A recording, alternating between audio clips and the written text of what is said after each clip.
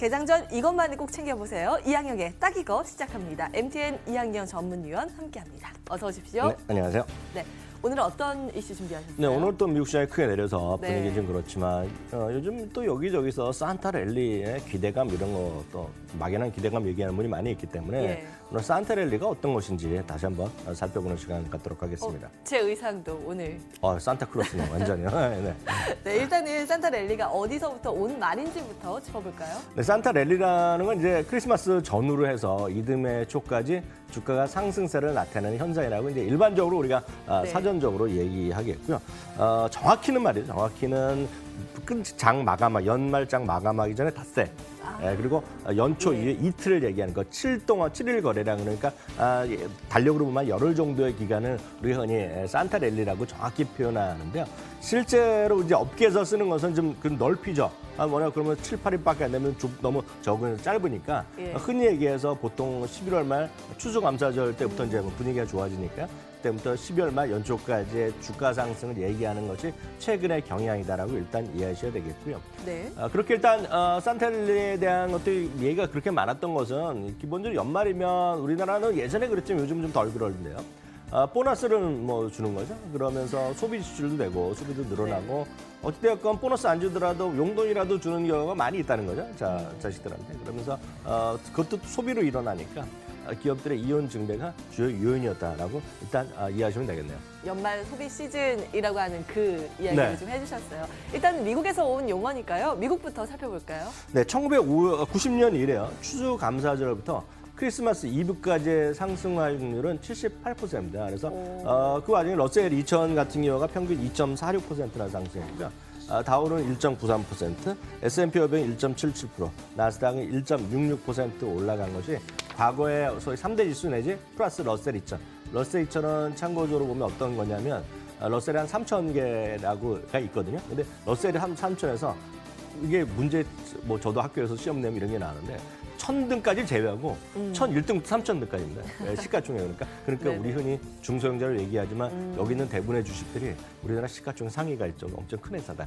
일단 이해하시면 되겠습니다. 네. 일단 상승 확률이 네. 역사적으로 봤을 때 10번 중에 7, 8번은 올랐던 거잖아요. 그렇죠. 어떤 종목들이 올랐는지 볼까요? 네, 종목별로 보면 어떤 주식이 올랐는지 일단 궁금하실 텐데요. 일단 다우 기준으로 보면 다우 주식에는 유나이티드 헬스그룹이 평균 5.5%로 가장 많이 올라갔습니다. 유나이티드 헬스그룹이라는 건 일단 쉽게 얘기해서 의료 서비스에 대한 뭐 그런 쪽 관련 보험 관련 회사가 되겠는데 그러면서 이어서 홈디포도 많이 올라갔고요. 유나이티드 테크놀로지, 나이키, JP모건. 홈디포 같은 경우는 집안 장식용품 파는 소위 가정용품 백화점이 되겠고요. 나이키 같은 거는 뭐 이유 아시잖아요. 다들 젊은 친구들 보면 뭐 사냐 그러면 운동화 사러 가자. 그래서 많이 샀겠죠. 현실적으로 선물도 보면 그렇기 때문에 나이키 이런 것들이 의외로 과거에 보면 많이 오른 대표 종목으로 일단 미국에서는 분류가 되고 있습니다. 그 범위를요.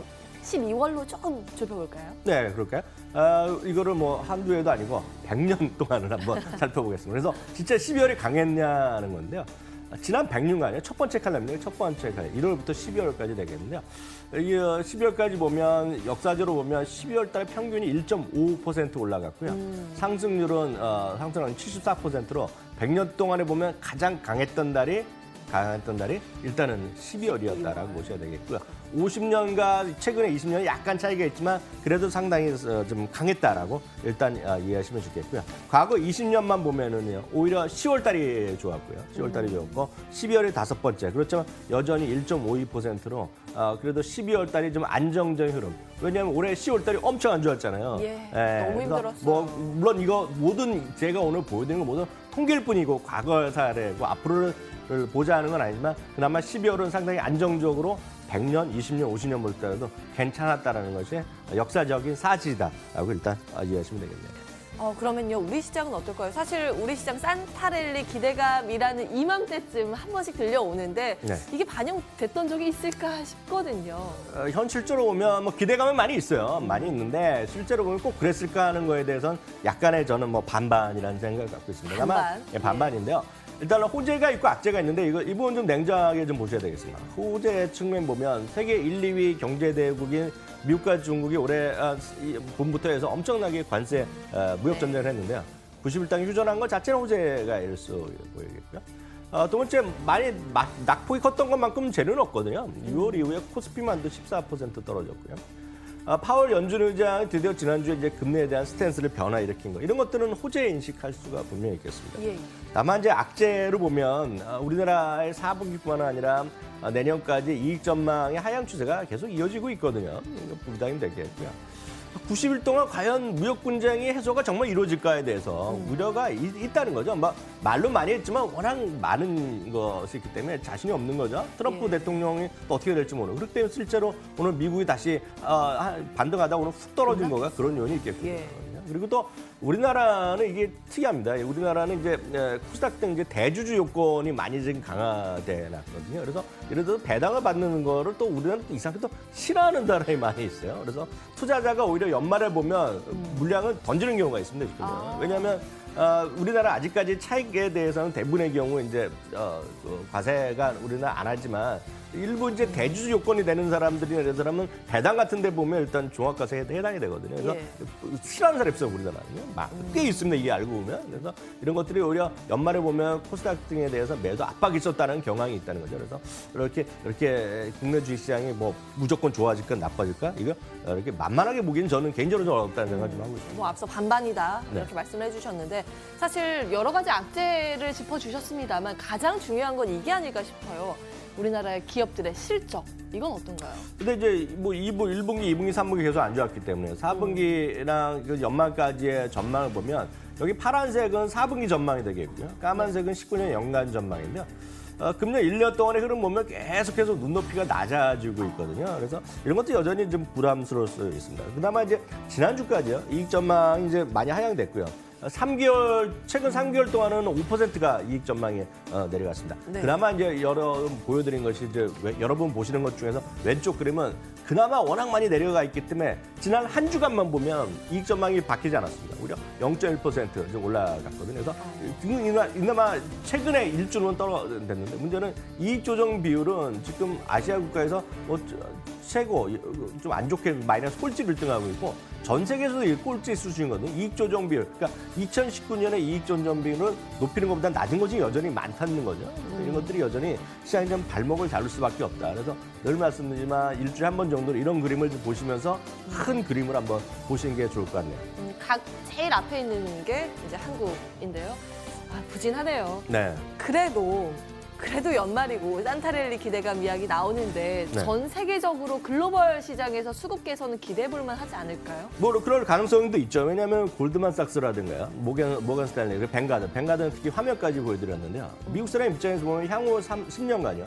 해외 주식 투자의 수익률이 미국을 압도할 것이라는 자료를 발표했는데 이게 무슨 얘기냐면 미국 사람 입장에서 보더라도 해외 투자를 좀 분산 투자를 하라는 그런 개념이다라고 보셔야 되겠기 때문에 이머징 마켓에 뭐 조금 돈이 들어오거나 그러면 좀 기대할 만하다라고 분명히 볼 수 있겠죠.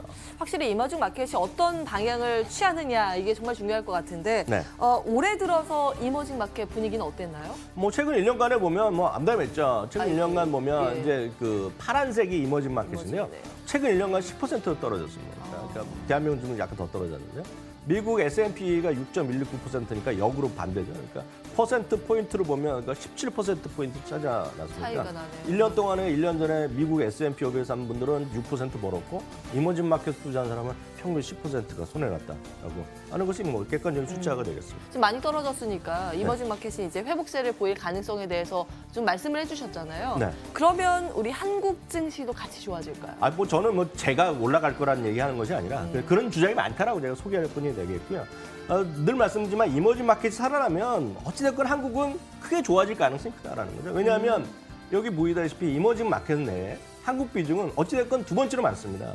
홍콩에 있는 일단 중국 상장 주식이 꽤 많이 있고요. 우리나라가 15%. 그다음에 대만, 인도, 중국, 브라질, 남아프리카 공화국, 러시아, 멕시코, 타일랜드. 그러니까 우리나라가 15%니까 이머징 마켓에서 돈이 100이 들어오면 15개는 한국을 사는 건데요. 근데 그 다음 걸 보여드리면 뭘 사냐는 것인데요. 이건 너무나 명확합니다. 그래서 제가 늘 말씀드리지만 이머징 마켓에서 1위는 텐센트입니다. 텐센트 홀딩스 4.6%고요. 삼성이 3.73%를 2위를 다시 차지하고 있습니다. 그러니까 100이 들어오면 3.7 정도는 삼성전자를 무조건 사는 거 되겠고요. 예. SK하이닉스는 비중이 15입니다. 그래서 0.75%. 그렇기 때문에 삼성전자는 SK하이닉스 상당히 애증의 종목이지만 펀더멘탈이 내년에 조금 안 좋아지더라도 이머징 마켓에서 돈이 들어오면 제일 먼저 올라갈 건 이거다. 그래서 늘 말씀드리면 삼성전자, SK하이닉스는 뭐 기승전 삼성전자 갖고 가셔야 된다. 네네. 제가 대한민국 주식을 하나도 안 하시겠다 그러면 제가 할 말이 없지만 대한민국에 주식 투자하신다? 삼성전자 반드시 갖고 가셔야 되겠다. 주가가 언제라도 반등하면 제일 먼저 올라가고 많이 올라갈 것은 저는 삼성전자나 SK하이닉스라는 생각 다시 한번 확인드립니다. 네, 투자의 아이디어까지 짚어주셨네요. 높아진 산타랠리의 기대감, 투자의 아이디어 측면에서 삼성전자, SK하이닉스에 대한 긍정적인 평가 오늘도 가지고 오셨네요. 이한경의 딱 이거 여기서 정리하겠습니다. 오늘 말씀 고맙습니다.